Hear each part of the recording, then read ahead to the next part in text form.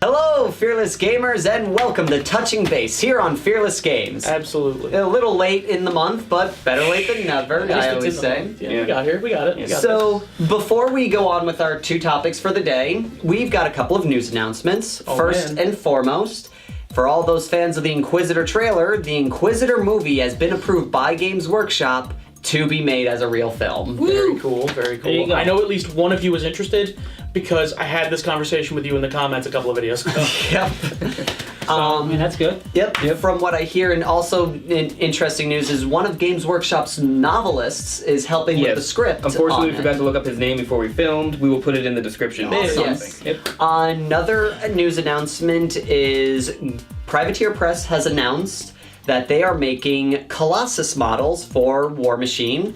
For those who aren't aware, Colossuses are basically, in Warhammer 40k terms, they're titans. Yep. They're super vehicles. They're not as powerful or as large as their original predecessors in the fluff in the original war, but they're more powerful than the superjacks that are out right now. Well, welcome to Warhammer 40,000, Privateer. Told you so. It's amazing what you can do when you switch off of making all your models out of metal. Yeah. But, you know, listen, it's cool. They look cool. They do. That's cool. However, why is it a jack? Why does it can't it be some dude in there pulling like 60 levers? Because that's what you do in a steampunk environment. You pull lots of levers. And turn wheels. Yeah. So and a lot of like. I just wish, you know, it wasn't a jack.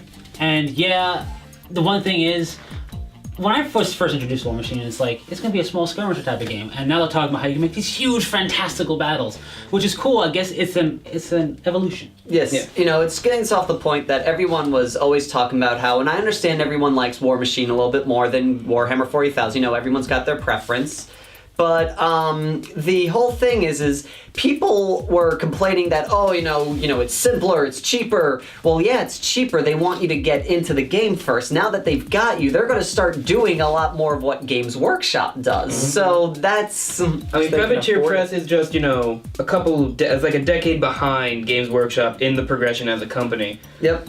So they're a little different. They're still a little bit friendlier. Hopefully they'll stay friendly because they know that works. But they're going to keep on asking for more money. I mean, that's just what happens. They're like, we can get more money off of you, we're going to make more money. So, also in our last bit of news going on is Dystopian Wars is going to get their new rulebook launched February 27th. Mm-hmm. For us, that's Monday. Yeah, that's as of filming tomorrow.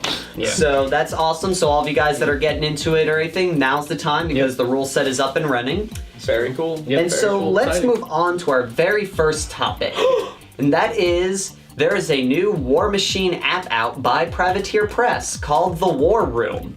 Starklord, I believe you have the most information on this since you've been following it a lot. Yeah, so lay it on us. For the most part, the War Room is going to be a simple app for your tablets and phones. It's going to come free initially. It's always going to, the base program's free. It's going to have all the basic models, all the models and the starters automatically on it, so you can look at any starter group easily. It is going to have a sign-in feature, so when you're playing against other people, you can see their models while you're looking at your own, and it'll basically be replacing your cards for the most part. All your information, all your guides, all your stats, your army will be on there, so you can do all your modifications on there. And again, your opponent, if you're both signed in, you can look at his stuff, basically see how they're doing without walking across the table and looking at their cards, which is kind of nice. And then the other big thing with it, which I think I'll let you talk about. It's one other thing that of note is there is a price for it after the fact. For $6.99, you can buy army decks. This means, so say if you're a Crix player, for $6.99 you get every card for every model that the Crix have, and every new model that comes out, they're going to get a card uploaded to them without paying additionally. So let's just say the War Room comes out before the Colossus do. Once the Kraken is available, the Kraken card will be downloaded to your phone, and you'll then have access to him. And they'll also give you updates on the rules erratas, changes. So say if they change a stat line in one of your characters, they'll automatically update it. Which is very cool. Yep, so it basically does all the work for you, so all you have to do is open up the app and let it do its thing. Yep. It's not on BlackBerry, I just checked. It's not out yet. Maybe it is on BlackBerry. Yeah. We don't know. So your thoughts on this? Welcome to technology for a steampunk game. We cyberpunked it a little bit. It's cool. I think as long as this can run on like a tablet, because you got a bigger screen, Yeah. I think that'd be more appropriate. I'm a bit of a traditionalist. I like things in hard copy form, but it'll definitely help streamline some things to make it easier. You won't, oh, I forgot the card at home. No, I didn't. It's right here. Yeah. Is one thing that's of interesting note is especially I think it's a great step for Warmachine because there's just so much material you need at a game. I remember, I know they changed a lot of things since I played, but when I originally played, it was the rulebook, the second rulebook, the third rulebook, the fourth rulebook, and then my deck of cards for my army. I mean, the table. Yeah, it needed a whole separate table just to play this game, and I was like, there's gotta be an easier way to do this. Right now, you just have your rule book, your faction book, and then your cards for the most part. So it's a little bit less, but still, you the potentially app need thing's a another really table. great idea, and it's nice to see that companies are really realizing, oh hey, we have this whole digital space we can take advantage of and make something easier for our players if they want the easier, but also maybe make a little bit extra money, which I guess everyone wants to do when they're making a game. I agree. I think it's cool in as much that a phone app can be cool. Yeah. It'll be interesting to see how wide of a use it sees. That's true. It all depends on how If much only it's used. because I'm curious to see if that will be a direction the entire industry moves in. You know, because this is I've not heard of any other app like this. Yeah. So closest- it'll be cool if it really catches on, because then we'll see it from Games Workshop. Absolutely. Yeah. We might see it from the guys who make Dystopian Wars somewhere down the line. Maybe. You know, we'll see it from other companies, and we'll see if they do it differently or if they just cookie cutter it. And that's something I'm a little curious about. The only other game company that's actually done this so far that I can name off the top of my head is Wizards of the Coast has released one for Magic, but that's because they had to compete with everyone else making apps for Magic. Yeah. Yeah. That's an interesting thing. One thing that's really neat with the share thing is it's going to reduce cheating. Yeah. Because you check. can see if someone isn't marking damage down or Exactly. doing it wrong. And if it really catches on, you'll know people who are cheaters aren't using the app. Yep. Then again, also, you might get the new, slightly more annoying rules guys going like, you didn't update your jack yet. Oh, Well, like, God. while you're doing Oh, it, that's going to God. happen. Yeah. They talk kind of like this, and they just don't sound. Oh, Now, I'm sorry. Yeah, thanks. now, let's move on to our next topic, our final topic, which is 25 years of Warhammer 40,000 happened yesterday. Happy birthday. As of filming yesterday. Yes, as yesterday, February 25th was the official 25th anniversary of Games Workshop's game Warhammer 40,000. And can't believe it's been 25 years. Like, I've been with this game since 3rd generation. It's ridiculous just how far it's spawned from here. I was like 2 When when it it came out. That's something. I was probably walking, I remember. maybe using the toilet. I never played it, but I remember all of their old websites and how they like, what happened to the website? Oh, it got updated to this, and now it's in its current current incarnation. It's very cool. Crimson Fist, rejoice if you haven't pre-ordered that model. I don't know if it's still out there, but the 25th anniversary model is a Crimson Fist, and it looks cool. It's I very pre-ordered cool. him out of principle. I don't play Crimson Fist though. Both of you Crimson Fist fans out there. There's at least 2 of you. One interesting thing with it is also that's actually a picture of the Space Marine on the cover of the first Warhammer 40,000 book. Yeah, That's the what road he's trader making. book or whatever. Yep. Yeah. If you get a chance, read the February edition of White Dwarf because it has some great stories about the creation of Games Workshop's 40K game and the evolution that it went through, and you get some really neat information like the whole Horus Heresy was created because it was cheaper. They had a game. They had a game where they wanted to make this like Titan fighting game, Adeptus Titanicus, I believe it was called. Yeah. And they couldn't afford to make a second Warhound, Warlord Titan model. So they're like, we can only put one sprue of each one, so why can we justify both armies having the same thing? A civil war happened, so they're fighting each other. And then they started running through all their books, and they found this sentence that says, the Emperor caught Horus by the heel and casted him into the Eye of Terror, and with him the 3rd command of the Imperium. And that's where the whole thing spawned. Yep. It was a throwaway sentence that they didn't have Minor bit any... of fluff. And now we have like And a now we giant have- novel library. Yeah, we have a whole black library. Yeah. It's courtesy of the Eldar. Yeah. Womp womp. So, guys, you have any thoughts on the whole 25th anniversary? It's just great to see that the game is still around. I hope it keeps going. I like playing games. I'm a huge nerd, and I like to see games do well. And it's great to see 40K still going, and will still keep going. And now we can afford to rent a car without a lot of problems, right? Yeah. 25 years old. And in a the golf United cart. States. Oh, and a golf cart? Yeah. That's awesome. I want to see some Space Marines getting a golf cart tomorrow.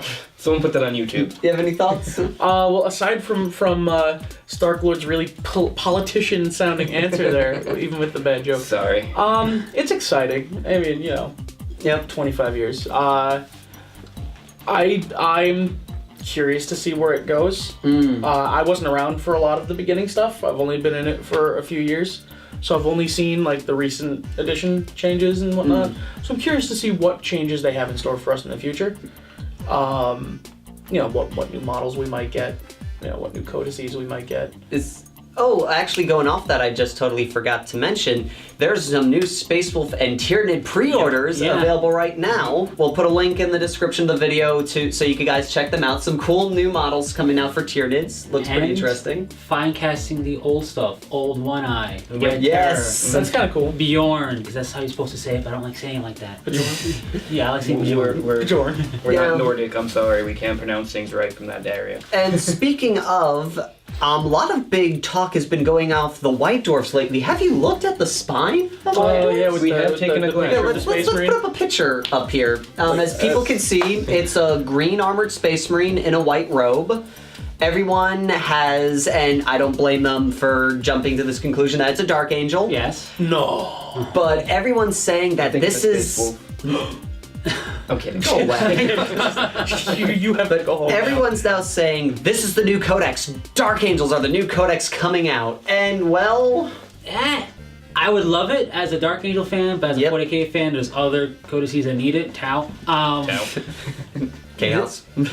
Black Templars. But my point is that it would be cool. There's also rumors that maybe the 6th edition box set is Dark Angels versus Chaos. Whatever. That'd be kind of cool. The big thing that I think I want to clarify right now is that I don't think it's Cypher the character. I think it's a Cypher, which is not spelled with a Y. But I don't think it's Cypher the character. I think somebody went, look at that, it's a Cypher. Because what is a Cypher? It's a mystery. And what is this? An enigma. An enigma. So I think somebody took that out of context. That's the only thing I want to say. What I'm gonna say about it is, it's really neat. This, if the truth about the whole new 6th edition box set is Chaos vs Dark Angels, this just may be the cover art for the box. Yeah. I would be surprised. And also now going off of just humoring, maybe if it is that Dark Angels are the next codex, we'll probably know in May, because it's going to take about 5 issues to complete this one Space Marine going at the progress they're going off of, so May will know. Judging on their release schedule for the codex of stuff, we'll probably know, I would say April is when we start hearing actual, more factual rumors. Yeah. I get the feeling it might just be an attempt by the company to make this year's issues more collectible by having all the spines line up and make some kind of cool picture of like the really popular Space Marine chapters or some kind of cool battle. So this way they increase sales by making, you gotta catch them all if you want that really cool picture on the spines. Oh yeah. Yeah. I'm actually with him on this. I think it's probably just a cool piece of artwork. I mean, I'd like for it to actually mean something, but at the same time, I'm totally fine with it just being, hey, we made something cool for you guys. Enjoy if you collect the magazine, because not a lot of people buy it right now. Yeah, It's cool. So basically for us guys, the Fearless here, we don't think this is some secret message or something really big or hidden. Not yet, it's at probably just a pretty image until we get more concrete facts. But all in all, I think we're going to see a lot more rumors spread out at who it is in the next issue, because in the next issue, we'll see what he's holding. And if it's a plasma pistol, the Cypher rumors are going to go all through the roof. But then again, Dark Angels like plasma. Yeah. They do. But it looks like we're running out of time. Yep, so we're going to conclude it there. Thank you all for watching. Like this video, subscribe to us so you can get us before everyone else does. Leave a comment if you liked what we said or had anything to say. Or any extra topics you want us to talk about. If we didn't like what we talked about, definitely comment. We want to know what we're Let doing us know wrong. what's up. Yeah. Yep. So until next time, Fearless Gamers, bye!